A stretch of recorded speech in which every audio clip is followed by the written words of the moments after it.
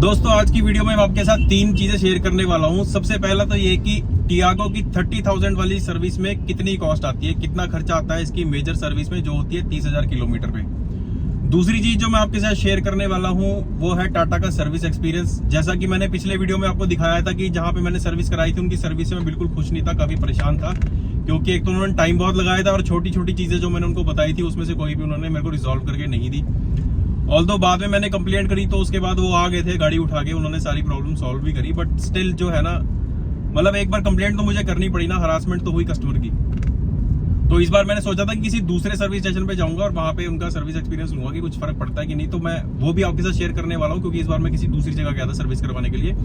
तीसरा, लोगों के माइंड में एक डाउट रहता है कि ऑटोमेटिक गाड़ी और मैनुअल गाड़ी की सर्विस में डिफरेंस होता है। जो ऑटोमेटिक गाड़ियां होती हैं उनकी जो सर्विस कॉस्ट है वो होती है थोड़ी ज्यादा।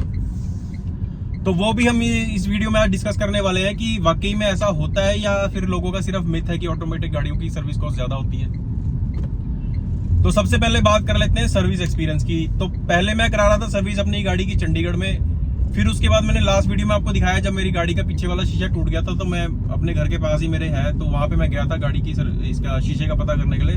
तो वहां पे एक्सपीरियंस बहुत ही बुरा था, बहुत उन्होंने मेरा टाइम वेस्ट किया और जिस चीज के लिए मैं गया था वो चीज भी वहां पे नहीं हुई।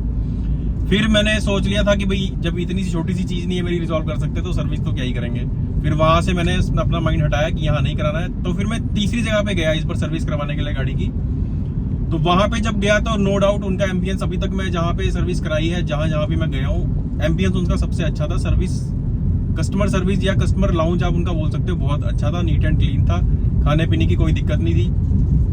बट जो मेन चीज होती है सर्विस के लिए फिर से बता दूं आपको 0 नंबर। अब मुझे समझ आ रहा है धीरे धीरे कि लोग क्यों बोलते हैं कि टाटा की सर्विस बकवास है या बेकार है, क्योंकि अब मेरे साथ ऐसा हो रहा है। तीसरी एजेंसी थी जहां मैं गया हूं और यहाँ पे मेरे साथ वही हुआ जो पहली 2 एजेंसियों में हो चुका है। अब मैं आपको बताता हूँ कि क्यों हुआ ऐसा। मैंने अपॉइंटमेंट ली थी गाड़ी की सर्विस की 12 बजे की। मैसेज आ गया जी आप 15 मिनट पहले आ जाओ। अगर आपकी 12 बजे की अपॉइंटमेंट है तो 15 मिनट पहले आ जाना। 15 मिनट छोड़ो, मैं वहां पे 20 मिनट पहले पहुंच गया। जॉब कार्ड बनाने में उन लोगों ने भाई साहब आधा घंटा लगा दिया। 30 से 35 मिनट तो उन्होंने जॉब कार्ड बनाने में लगा दिए। कस्टमर लाउंज में बिठा दिया, जैसे चाह रहे हो कि बैठो जी हमारा कस्टमर लाउंज देखो, बहुत पैसे लगाए हमने, यहाँ बैठे रहो, एसी की हवा खाते रहो और कोल्ड ड्रिंक पीते रहो। तो भैया हमने, हमारी तो ऐसी आदत है नहीं फ्री का खाने पीने की। मैं कहा भैया मेरे तो जॉब कार्ड बना दो फटाफट, सर्विस पे लगाओ गाड़ी और हम अपना और काम करें। चलो मेरे पास तो कम से कम ये ऑप्शन थी कि जहां पे मैंने सर्विस कराई थी वहीं मेरा क्लाइंट है, तो मैं अपना चलो जाके वहां पे अपना काम कुम कर लिया, टाइम पास हो गया। अदरवाइज आधे पौने घंटे बाद उन्होंने मेरा जॉब कार्ड बनाया। जॉब कार्ड बना मेरा, 12 बजे की सर्विस थी तो 12:15 या 12:30 करीब मेरा, 12:15 करीब मेरा जॉब कार्ड बना होगा, क्योंकि मैं आ गया था वहां पे 11:30 के आसपास। तो उन्होंने मेरा आधा पौना घंटा जो है इसमें जॉब कार्ड बनाने में लगा दिया। चलो जॉब कार्ड बन गया। उसके बाद मैंने उनको छोटी छोटी प्रॉब्लम्स बताई, जैसे कि वॉशर में पानी नहीं आ रहा था, वाइपर्स के वॉशर में पानी नहीं आ रहा था। और उसके बाद मैंने बोला था जब आप इसकी अलाइनमेंट और बैलेंसिंग करोगे तो टायर जो है मेरे रोटेट कर देना, क्योंकि पीछे वाले टायर जो है वो घिस गए हैं। एक तो मैंने आपको दिखाया था जब टायर फट गया था, तो मैंने सेकेंड हैंड टायर लिया था, वो घिस गया, वो तब से वहीं लगा हुआ। तो मैंने बोला था भाई अलाइनमेंट और बैलेंसिंग करोगे तो टायर रोटेट कर देना। तो ये 2 छोटी छोटी चीजें थी, बाकी जो सर्विस होनी थी वो। तो 12 बजे गाड़ी दी, 12:15 बजे मेरा जॉब कार्ड बना और 12:15 के बाद मुझे 5 बजे शाम को गाड़ी दी उन्होंने। मतलब कि आप लगा लो 12 से लेके 5 बजे तक 5 घंटे हो गए। अगर मैं 11:30 लगाऊं तो 5.5 घंटे हो गए मेरे को एक गाड़ी की सर्विस कराने में, 5.5 घंटे लगे। और जो मैंने ये देखा कि जो आ रहा है वो घुस रहा है, किसी की अपॉइंटमेंट है नहीं है वो भी आ रहा है, जिसकी है वो भी आ रहा है, गाड़ियों पे गाड़ियां चढ़ी हुई हैं। एक चीज मैंने नोट करी कि टाटा की जो गाड़ियां बिक रही है ना दबा के, वो सेम अब ये मारुति वाला हाल हो चुका है। कोई सुनवाई नहीं है वहां पे एजेंसियों में, गाड़ियों पे गाड़ियां आई जा रही हैं। और एजेंसियां वो ये है कि भाई सर्विस करें और अपना पैसे बनाए, बस और कुछ नहीं।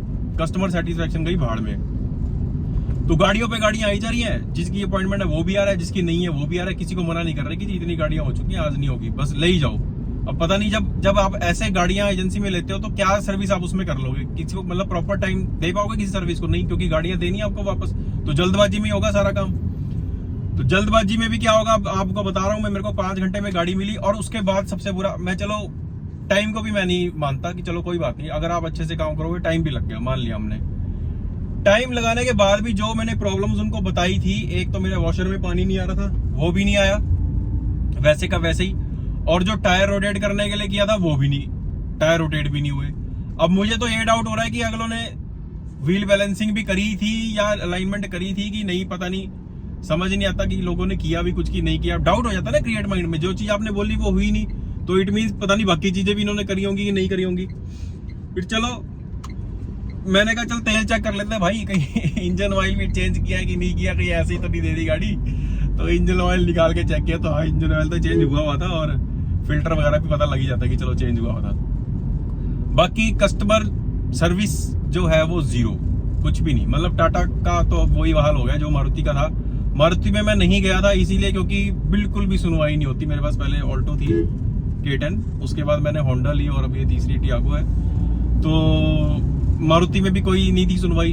होंडा वालों में सुनवाई हो जाती है, काम कर लेते हैं वो, बट उनके साथ प्रॉब्लम क्या है, जहाँ मैं सर्विस कराता हूँ पता नहीं कहाँ दूसरी दुनिया में ले जाते हैं गाड़ी को, पता ही नहीं लगता क्या हो रहा है क्या नहीं हो रहा है। जब बोल दो तो कि भाई देखना है गाड़ी को कैसे कर रहे हो, तो कहते हैं सर वहाँ तो अलाउड नहीं है। वो उनकी बात बुरी लगती है, अदरवाइज वैसे उनको जो चीज कही जाए वो कर देते हैं और सर्विस भी प्रॉपर होती है, साफ सफाई गाड़ी की ठीक हो जाती है। तो ये तो रहा सर्विस एक्सपीरियंस। अब देखता हूँ कोई और एजेंसी ढूंढता हूँ, अगर बाई चांस कोई मिल गई अच्छी एजेंसी जहाँ पे सर्विस ठीक से हो जाए, तो अगर अच्छी होगी तो वो भी आपके साथ शेयर कर दूंगा। अब आ जाते हैं हम बात जो है गाड़ी की मेंटेनेंस के ऊपर कि भाई कितना खर्चा गाड़ी का आया 30,000 किलोमीटर की सर्विस में। तो गाड़ी रोकते हैं, साइड में लगाते हैं और फिर आपको दिखाते हैं बिल। प्रॉपर बिल दिखाऊंगा साथ में, ऐसे ही हवा में बात नहीं करेंगे। बिल दिखाऊंगा क्या क्या चीज हुई है और कितना मेरा उसमें खर्चा है। तो गाड़ी में साइड में लगाता हूँ और फिर आपको दिखाता हूँ।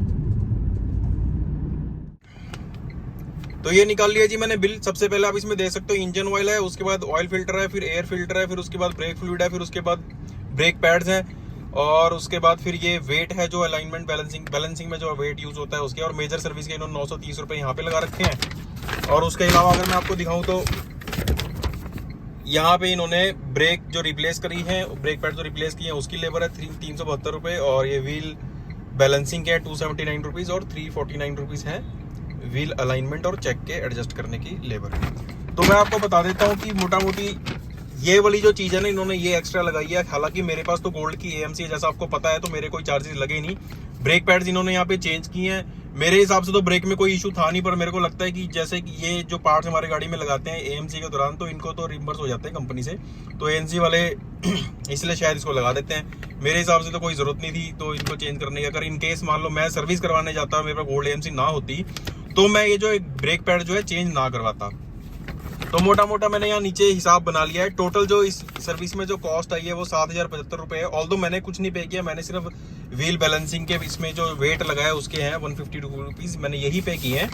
अदरवाइज अगर 30,000 किलोमीटर वाली सर्विस है तो इतना बिल इसका बना है।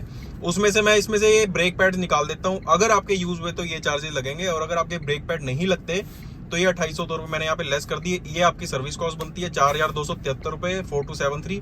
और इसमें यहाँ पे आप देख सकते हो कहीं भी इन्होंने टैक्स नहीं जोड़ा हुआ। 18% जीरो है क्योंकि ये गोल्ड AMC थी, तो यहाँ पे कहीं टैक्स नहीं है, कहीं पे भी टैक्स नहीं है।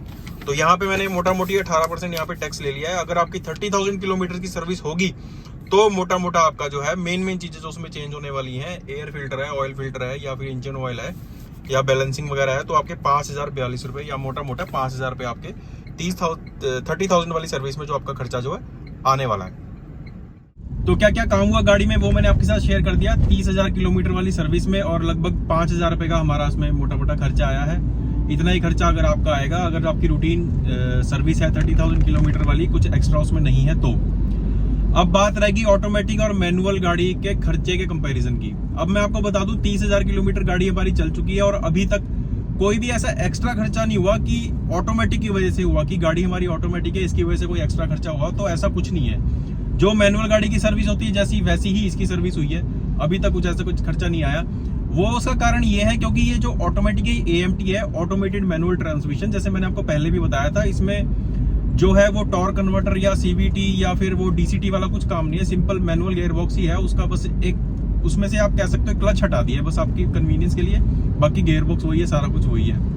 एक्चुएटर के थ्रू जो है आपका सेंसर्स के थ्रू आपके जो है गियर चेंज होते हैं, मतलब क्लच यूज होता है, बाकी कुछ नहीं है। तो ऑटोमेटिक AMT या मैनुअल की गाड़ी की सर्विस में कोई बहुत ज्यादा फर्क नहीं है, रादर फर्क है ही नहीं अगर आप देखोगे तो, अनटिल और अनलेस कोई गियर बॉक्स की वजह से या AMT के वजह से कुछ अगर कोई प्रॉब्लम आती है तो।